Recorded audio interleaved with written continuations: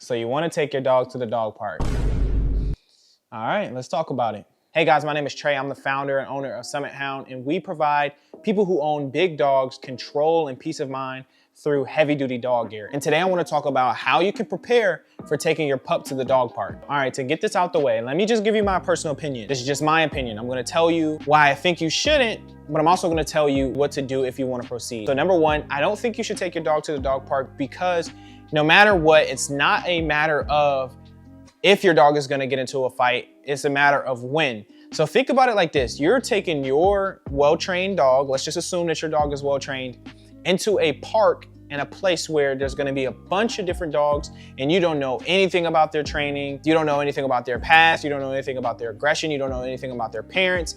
That is like an opportunity waiting for disaster. So typically what you're going to see is you're going to have dogs who are chill, but then you're going to have those dominant dogs. You're going to have those dogs who weren't socialized properly. You're going to have owners who don't know how to control their dogs. And because of that, your dog may be the butt of the bad training of somebody else's dog. It is highly possible that a dog may find your dog and choose that they want to pick on your dog. And another thing is that dogs have their own personalities. So let's say that your dog is not the one to start stuff, but they're also not the one to back down. Your dog may run into another dog that decides he wants to challenge them, and then now your dog is in a fight because of somebody else, right? It just doesn't make sense. Dogs are not able to have open conversation like we can. The best way to avoid any type of problem is just not taking your dog to a park in general. Now, if you want to take your dog into the park, this is what I recommend you do. Number one is socialization. Always start by socializing your dog while they're young. You want to be able to get them used to meeting other dogs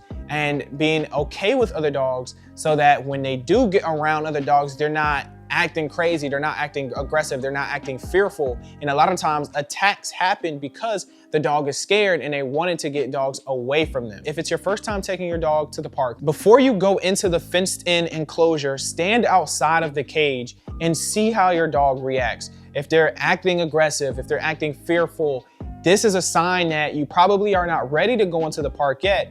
Just stay there and then do some positive reinforcement. So give them treats, give them their toy, just get them comfortable with seeing other dogs before you go in so that they can understand that everything is okay. You also want to make sure that you're well equipped. I recommend that you get this. This is a thick collar. It comes with a control handle at the top so that you can always pull your dog out of emergency situations. It also comes with a metal buckle so when you do pull or if anything happens, you'll have confidence to know that the collar will not break. You also can embroider your dog's name and add their phone number on the collar just in case it gets lost. The next thing you want to do is train recall. Before you take your dog into any public area where you're going to take them off the leash, you need to make sure that your dog has a strong recall. So the way that you get that recall, I can't teach it all right here.